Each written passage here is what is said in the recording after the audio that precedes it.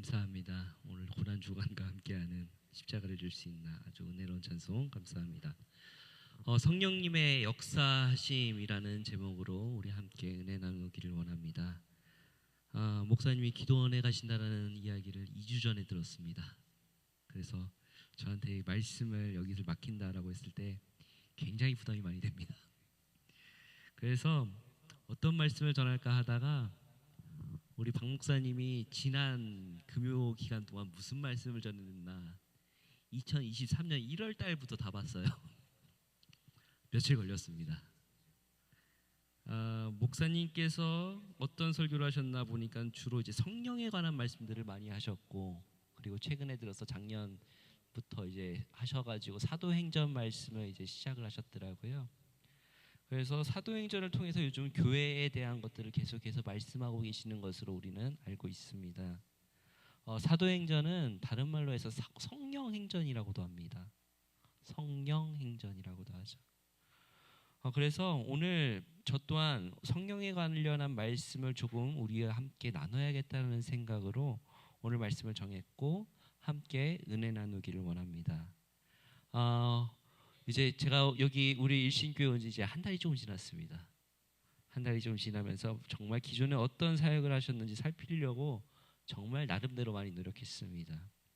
보이자마자 이제 보이는 것들이 있어요. 이제 다들 이제 교회 많이 연조가 있으시지만 이제 교회 오자마자 딱 느낌이 건물부터 보여요. 사실 말씀드리지만 이 건물 형태는 한 80년대 양식이구나라고 했는데 아마 맞을 거예요.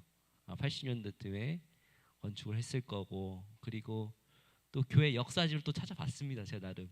그러니까 여기가 증건축을 2001년도에 했더라고요. 그래서 이렇게 딱 지금 외관을 하고 있는데, 여러분들 여기 교회의 모습이 어떤 거를 형상화해놨냐면은 이게 방주형입니다. 이게 방주형 이런 인테리어를 한 게 뭐냐면 구원의 방주, 이것으로 오면은 구원 받았다라는 것을 형상화해 놓는 것이 바로 우리 교회의 지금 이런 인테리어라든지 그런 교회 형태입니다.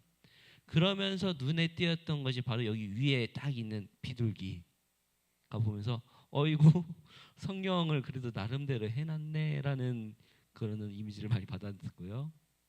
그리고 이제 교회 외관에 뭐 여러 가지 그런, 그러니까 교회 건축은 이제 신학이 담겨 있는 것입니다. 그래서 우리 교회가 이쪽으로 이제 문구를 틀었구나라고 하면서 또 이제 바로 보이는 문구가 바로 성령의 교통함이 충만한 교회라는 것을 보고, 그런 것들을 보면서 지금 방향성이 이쪽으로 가고 있는가라고 생각을 하게 되었습니다. 한 달 동안 같이 예배를 드리고 기도를 하면서 하나님께서 우리 일신교회에 맡기신 사명이 무엇인지, 또 성령님께서 어떻게 조명하시는가라는 것을, 그 미세한 것을 잡아내기 위해서 한 달간 많이 노력하고 고민했던 것이 사실입니다.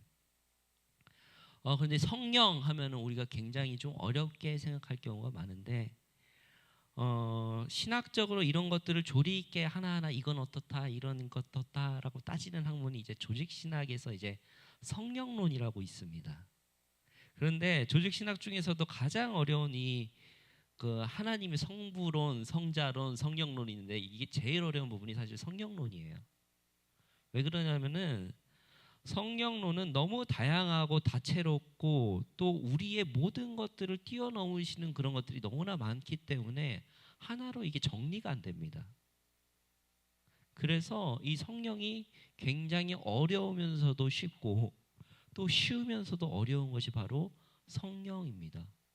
오늘 말씀은 성령의 역사하심으로 했는데, 제가 우리 교회에 처음 왔을 때 했던 설교 내용이 바로 빌립보서였습니다. 그리고 성공이 아닌 섬김이다라고 했던 것이었는데, 빌립보서의 말씀의 전체적인 주제는 기쁨입니다. 그리고 제가 말씀드렸던 것이 우선 교회 오면은 우선은 기뻐야 된다. 우선은 좋아야 된다. 그래야지만이 교회가 달맛이 난다. 그런 말을 했던 적이 있습니다. 교회 오면서도 가기 싫어하는 그런 마음과 여기 와서 뭔가 풀리는 마음이 없으면은 그 교회가 정말 다니기가 싫습니다. 신앙생활하는 그 기쁨이 없습니다. 그런데 오늘 본문 말씀, 그 기쁨과 관련해서 바로 연결되는 말씀입니다. 너무나 잘 아는 말씀이죠. 한번 다시 한번 띄워보겠습니다. 항상 기뻐하라, 쉬지 말고 기도하라, 범사에 감사하라. 이것이 그리스도 예수 안에서 너희를 향하신 뜻이니라. 아멘.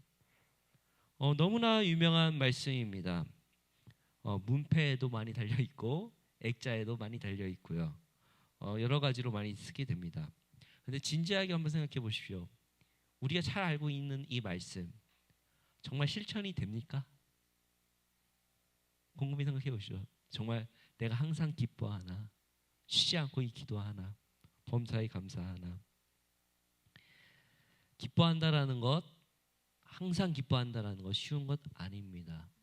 그리고 우리 지금 기도 통장 지금 우리 같이 하고 있는데 기도하는 것이 쉽던가요?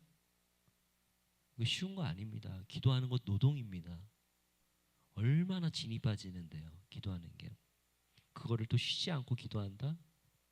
그리고 또한 모든 일에 세상사를 이렇게 오늘도 지금 직장 갔다 오셔서 지금 힘드신 이 청년들 많이 보이시는데 참 세상 모든 일에 대해서 감사가 넘치는 것이 과연 쉬운가요? 그렇지 않다라는 것이죠. 결론적으로 말씀드리자면 항상 기뻐하고 쉬지 않고 기도하고 범사에 감사하는 것은 나의 능력으로 하는 것이 아닙니다. 그것은 바로 성령 충만이 되었을 때만이 할 수 있는 능력이 바로 이 항상 기뻐하고 쉬지 않고 기도하고 범사에 감사할 수 있는 것입니다. 성령님의 교통하심으로 내 마음 가운데 내주하실 때만이 그 세 가지가 된다라는 것이죠. 항상 말씀에서는요, 성경에서는요, 그 뭐뭐 해라라고 하는 것만 있는 것이 아니라 항상 그 뒤에 단서가 붙어요. 어떻게 하라고 하면은 그 방법에 대해서 그 근거를 항상 뒤에 붙입니다. 대부분 이 말씀에 대해서 알고는 있지만은 바로 그 다음 절 19절입니다. 같이 읽어보겠습니다. 시작. 성령을 소멸하지 말며. 아멘. 자, 이 말씀 한 절을 오늘 여러분들한테 같이 나누기 위해서 이 본문을 택했는데요. 여기서 쓰인 소멸하다라고 번역된 이 헬라어는 스베누테라는 말인데 주로 이제 어디서 쓰느냐, 이제 불이라든지 등불을 끄지 않을 때, 끌 때 막 소멸하다 그런 거를 쓸 때 쓰는 단어입니다. 근데 이게 잠깐 이게 우리 박 목사님한테 죄송한데 이게 스포일러를 살짝 해드리자면은 성막에도 이 모든 것이 다 예수님의 예표라든지 이 성령의 예표가 다 있습니다. 근데 거기에 그 등불이 있어요. 등불이 있어요. 그거를 제사장은 매일 끄지 않게 그 기름을 계속 넣어주고, 기름도 이제 성령의 예표 중에 하나죠. 그 불도 성령의 예표인데 그걸 끄지 않게끔 계속해서 기름과 그리고 불똥 같은 것들을 이제 다 치우는 역할들을 제사장이 합니다. 그 불 함부로 건드렸다가 죽은 아론의 아들들도 있습니다. 그러니까는 그런 것들이 다 나오는 건데 과거에 등잔대가 있습니다. 이 불을 끄지 않고 성막 시대 때 이 성령의 이 불을 기름을 관리했던 것이 바로 제사장들의 임무 중에 하나였죠. 그런데 이제 우리가 이제 신약 시대로 넘어왔지 않습니까? 근데 이 소멸하다라는 말은 불을 끈다라는 의미가 아니라 이게 요즘 와서 어떻게 쓰냐면은 이 불같이 일어나는 이 성령의 역사를 내 가운데서 분명히 성령이 역사하시고 내주하시려고 하는 그 흔적이 있는데 그것을 그 감동을 내 스스로 거부하거나 이거 아니에요 하면서 떨어지면서 할 때 그것을 소멸하다라고 이렇게 이야기를 합니다. 성령의 자랑스러운 역사나 이런 것들을 소멸하는 행위를 성령을 소멸하지 말며라고 하는 것이죠. 우리가 성령 충만하고 앞전에 말해서 기쁘고 쉬지 않고 기도하는 것, 범사에 감수할 수 있는 이 능력은 이런 것들을 거부하지 않을 때 성령이 자연스러워 분명히 내게 내주하시게끔 할 때 마음을 열어두면서 그런 것을 할 때 성령을 소멸하지 않는 것을 이야기합니다. 그래서 사도 바울은 자신의 서신의 대부분이 성령에 대해서 그렇게 강조를 합니다. 내 힘으로 하는 것이 아니라 바로 성령이 그것을 가능하게 하기 때문에 그렇습니다. 성령 충만함에 대해서는 워낙 여러 가지로 나왔는데 먼저 목사님께서 성령에 대해서 이제 바람과 같은 성령이라고 하셔서 이미 설교를 하셨더라고요. 그러니까는 루하흐 아마 푸뉴마 아마 다 들어보셨을 거예요. 근데 이걸 다 설명드리지는 않을게요. 지금은 이제 수업 시간이 아니니까. 그런데 성경에서는 각 성경에서 성령의 역사하심과 임재하심에 대해서 뜨문뜨문 이렇게 이야기를 합니다. 가장 첫 번째로 나오는 상징이 바로 첫 번째 말씀드린 바람, 루아흐, 그러니까 하나님께서 생기를 불어넣으시다, 바람을 넣기도 하고요. 두 번째로 많이 유명한 게 바로 불과 같은 성령. 대부분 많이들 이제 이 불과 같은 성령을 느끼신 분도 계시고 아니신 분도 계신데 불과 같이 임하는 그 뜨거운 성령을 체험하신 분도 계실 것입니다. 또한 이거 잘 모르시는 분 계시는데 우리가 오늘 찬송한 것처럼 빈들의 마른 풀같이 시드는 나의 봄비와 같이 이렇게 말하는 것처럼 물도 물과 같은 성령 또한 있습니다. 우리가 잘 모르는데 이 물과 같은 성령이 되게 잔잔하면서도 점점 낮은 곳으로 가며 채워지는 이것들이 이게 무시 못합니다. 그리고 기름을 이야기도 하고 또 위에 있는 비둘기처럼 임하는 그런 상징을 나타내기도 하죠. 그런데 우리가 여기서 흔히 착각하는 게 뭐냐면은 성령이 충만하다라고 하는 것을 우리가 막 불과 같이 막 뜨거운 역사라든지 아니면 무슨 신령한 다양한 체험을 한다든지 그것만이 성령이 충만합니다라고 생각하시는 경우가 왕왕 있습니다. 그것은 아닙니다. 성령께서는 매우 인격적이셔서 어떤 사람에게는 이렇게, 저런 사람에게는 저렇게 각 사람에게 맞는 방법으로 임재하신다라는 것이죠. 어떤 사람에게는 정말 불과 같이 뜨거운 역사가 필요한 사람에게는 불과 같은 성령이 임하는 경우도 있고 또 바람과 같이 휘몰아치는 그런 마음의 동요를 하는 그런 것도 있지만은 말씀드린 것처럼 물과 같이 잔잔하게 차오르는 그런 감동이 올 때도 있고 또 따뜻한 봄바람처럼 은은하게 나를 감동시키는 그런 것 또한 있습니다. 그래서 혹여나 나는 모르겠는데 괜히 여기에 교회 오면 눈물이 난다. 그런 체험의 역사가 계실지 모르겠지만은 나는 모르겠는데 뭐 때문에 그런지 모르겠지만은 여기 있으면은 괜히 은은하게 기쁨이 난다. 이런 것 또한 성령의 역사하심이고 충만함의 증거라는 것이죠. 그래서 이 모든 것이 정확하게는 알 수 없지만은 신학적으로는 이 삼위일체의 신비이며 성령의 신비다라고 말을 합니다. 그리고 그 모든 것은 교회를 세우고 생명을 살리고 회복하는 역사를 나타내신다라는 것이죠. 근데 가끔 이 성령 충만함에 대해서 우리가 헷갈릴 때가 많은데 저게 정말 성령의 역사인가라고 했을 때 그 분명한 증거는 바로 성령의 열매를 맺는가 맺지 못하는가를 보면은 그것이 분명하게 나타납니다. 우리 성령의 열매 말씀 한번 찾아보겠습니다. 갈라디아서 5장 22절에서 23절 같이 읽겠습니다. 시작. 오직 성령의 열매는 사랑과 희락과 화평과 오래 참음과 자비와 양성과 충성과 온유와 절제니 이 같은 것을 금지할 법이 없느니라. 아멘. 저는 과거 사실 말씀드리자면 성령파라고 불리는 사람들 굉장히 좀 싫어했어요. 왜냐하면 그 사람들이 워낙 즉흥적이고 교회의 질서를 흐트릴 때가 너무 많았기 때문에 그렇습니다. 그런데 성령 충만함을 받은 사람은 결코 이런 것들 위해서 교회 질서를 흐트리지 않습니다. 진정한 성령의 열매를 맺는 사람들은 자신의 영광과 명예를 위해서 열매를 맺는 것이 아니라 상대방을 노엽게 하거나 투기하는 일로 하는 것이 아니라 분명한 것은 교회의 질서와 그리고 이러한 열매들이 생명을 살리는 열매들이 맺혀질 때 그것은 성령 충만의 역사의 증거가 된다라는 것이죠.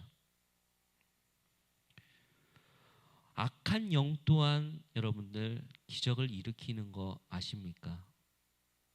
왜 사람들이 그렇게 점집에 많이 가고 돈을 그렇게 많이 들이면서도 굴판을 벌릴까요? 거기에도 우리가 보는 이적은 있습니다.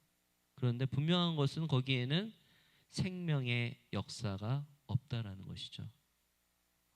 성령의 열매가 안 맺힙니다. 그래서 우리가 잘 구분해야 된다는 것이죠. 개인적으로 저도 이것을 굉장히 민감하게 반응했던 적이 있는데, 이게 과거 이야기가 됩니다만 제가 딱 한창 제일 민감할 시기에 고등학교 1학년 때 아버지가 하필이면 교회 개척을 하시는데, 대부분 교회 개척을 하는데 제가 한번 말씀드린 적이 없는 것 같은데, 아버지가 교회 개척을 어디다 하셨냐? 무당촌 하셨어요. 무당촌. 그러니까 저 개인적으로 진짜 저는 정말 같은 PK로서 제발 그냥 상가 건물에서 했으면 좋겠다. 대부분 그랬잖아요. 많은 어른들이 교회 개척할 때 상가 건물이라든지 그런 데서. 그런데 이제 학교를 이제 탁 마치고 돌아가면은 막 옆에서 징치고 있고 막 소리치고 있고, 그리고 그 영적 전쟁이 얼마나 생겼냐면 아버지가 그 산 교회 집이 어리면 점집이었어요. 점집, 심지어 점집을 사다가 너무 좋아하시는데 그래서 저 그거 민감합니다. 영적인 전쟁이 굉장히 심했기 때문에. 한데 하나님께서 역사하셔서 거기를 교회로 바꾸시고 그 땅을 하나님의 그 지경의 땅으로 바꾸시는 그 역사를 제가 경험했기 때문에 압니다. 그런데 분명한 것은 이상하게 무당촌은 왜 다 가난할까요? 대부분 달동네나 꼴짜기에 그렇게 무당촌들이 많이 되어 있습니다. 또 심지어 제 아버지가 지금 목회하고 계시는 곳이 이제 순창인데 거기 남원노예가 또 유명한 산이 있죠. 그 지리산이라고. 지리산 자락에 그렇게 많이 있는 그 무당촌들.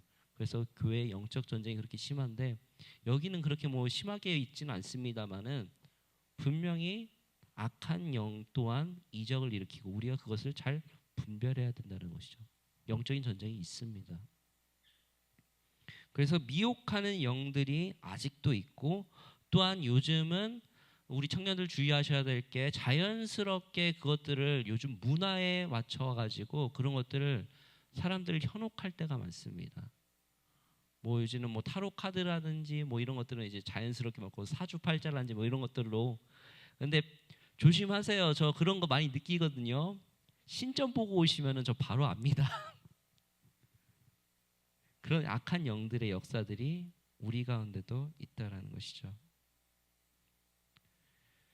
그런데 여기서는 다 이것들을 주의하고 지켜보셔야 되는데, 분명히 여기에서 구분이 되는 것은 성령의 역사의 그 열매가 맺히는가 맺히지 않는가. 점쟁이들이 아무리 돈을 많이 벌어도요, 그것을 자기 집안 대대로 쓰는 경우가 거의 없어요. 다 다른 데로 새요. 그리고 더 가난해져요. 그 귀신이 그 사람의 영을 가지고 장난치는 겁니다. 안타까운 것들이죠.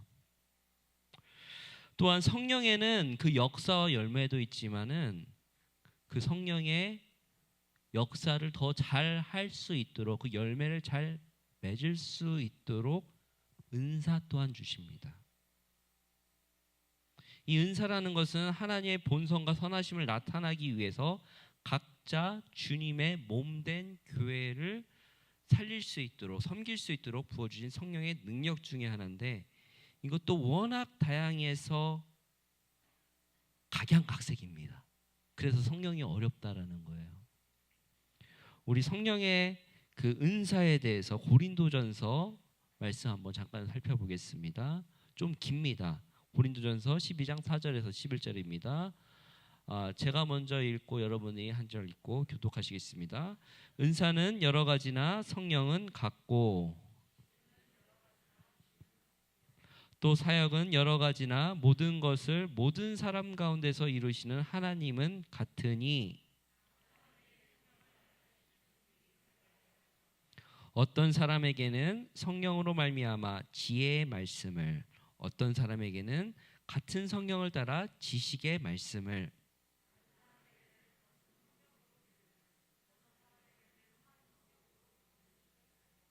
어떤 사람에게는 능력 행함을, 어떤 사람에게는 예언함을, 어떤 사람에게는 영들 분별함을, 다른 사람들에게는 각종 방언 말함을, 어떤 사람에게는 방언들 통역함을 주시나니 이 모든 일을 같은 한 성령이 행하사 그 각대로 각 사람에게 나누어 주시는 것이니라. 아멘. 오늘 말씀에도 쓰여져 있지만은 우리가 흔하게 생각하는 이 성령의 대표적인 은사들입니다. 여러 가지 역사들이 있죠. 그리고 은사는 말씀드리대로 사람마다, 성령의 역사하심도 각 사람마다 다르지만은 은사 또한 각 사람마다 다 제각각입니다. 그런데 우리가 은사를 너무 막 기적적인 거로만 생각할 때가 많아요. 오늘 이렇게 물을 갖다 놔주는데 이거 물 잘 갖다 주시는 거, 섬기는 거, 이거 은사입니다. 이렇게 섬겨주시는 것 또한 은사입니다. 또 오늘 점심시간 우리 권사님들이 밥 해주셨는데 밥 잘해서 교회에 봉사하시는 거, 그 은사 맞습니다.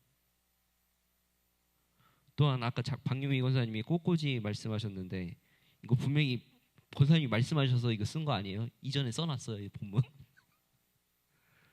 꽃꽂이 하면서 이렇게 아름답게 교회를 꾸미는 것, 이것도 성령의 은사입니다.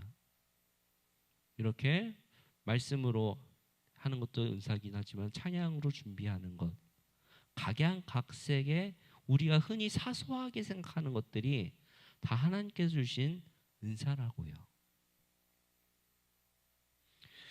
다른 사람의 말을 잘 들어주는 것, 남을 즐겁게 하는 것, 그리고 그 목소리를 잘 들어주는 것, 이것도 은사고요.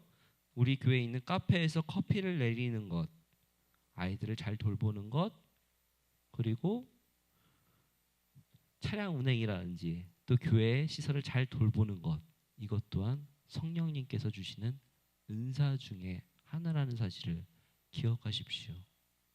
그래서 여러분께 분명히 하나님께서 여러분들에게 주신 은사들이 분명히 있습니다. 그런데 내게 주신 것을 되게 값싼 것이다, 나는 큰 능력을 행하지 못한 것이라고 생각해서 그런 것들을 버릴 때가 많으세요. 그게 바로 성령을 소멸하는 것입니다. 그래서 어떤 거냐면은 이 은사도요, 분명히 아시겠지만 자꾸 계속해서 개발하려고 하면 그것이 은사가 커지지만 그것을 내게 주어지는 은사를 계속해서 그것을 거부하고 자꾸 안 하면 그 은사도 소멸이 돼요. 그것이 바로 성령을 소멸하는 것이라는 것입니다. 성령의 역사하심은 분명한 증거에서는 말씀드리지만은 어떻게 된다? 사람을 살린다.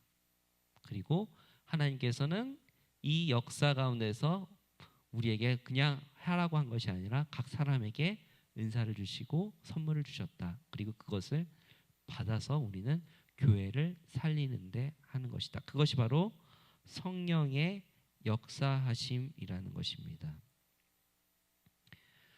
남을 죽이는 것이 아니라 남을 살리게 되고, 나의 언어가 부드러워지며 나의 눈빛이 따뜻해지며, 그리고 옆사람을 볼 때 기쁨이 넘치며, 이것이 바로 성령의 역사하심이라는 것이죠. 성령의 역사하심을 너무 어렵게만 생각하지 마시기를 바라겠습니다.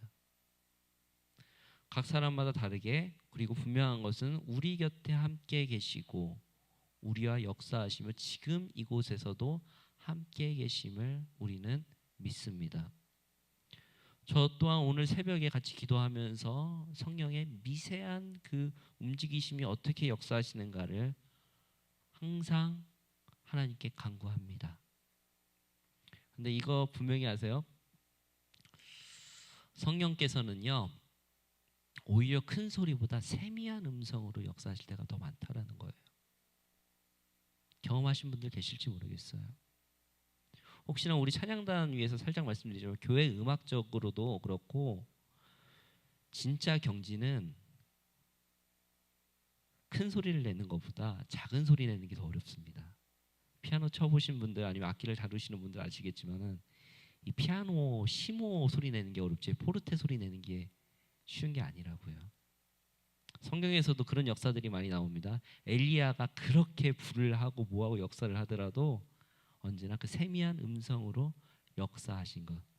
저 우리 기도대 이름 보고 많이 웃었습니다. 다른 데는 뭐 다니엘 기도회 아니 뭐 에스더 기도회 하는데 우리 중부적 기도대 이름은 엘리야 기도회. 야, 우리 일신교회 세다라는 느낌도 많이 들었는데 분명한 것은 성령의 역사하심은 되게 큰 소리로도 역사하시는 경우가 많지만은 대부분의 많은 것들은 세미한 음성으로 그리고 그 미묘한 그 아주 세미한 그런 것들을 느끼시기 위해서 우리가 그 감각을 키우셔야 됩니다. 그래서 성령의 역사는 분명히 저도 오늘 새벽에서 간증을 하자면은 성령의 아주 세미한 그 움직이심이 있다는 것을 일신교회에서 느꼈습니다.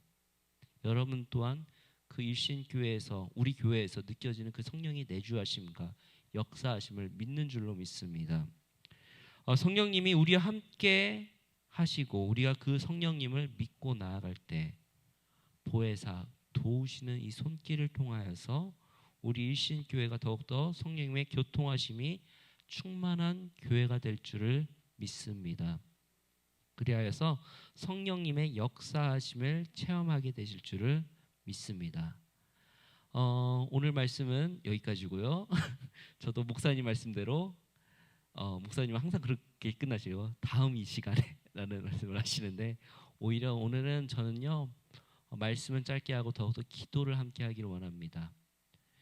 우리가 기도할게 할 때 우리 주신 말씀 붙들고 우리 기도하기를 원하는데 첫 번째 기도하기 원하는 제목은요 하나님 나 또한 성령 충만하기를 원합니다. 나의 삶 가운데 성령의 역사를 있게 해달라고 기도해 주시고 또한 내게도 성령님 내주하셔서 하나님의 교회를 세울 수 있는 은사를 이제는 더욱더 아름답게 사용하게 하길 원한다고 우리 그런 마음을 가지고 말씀을 붙들고 성령 충만함을 가지고 함께 기도하기를 원하니 우리 주여 3번 외치시고 함께 기도하겠습니다.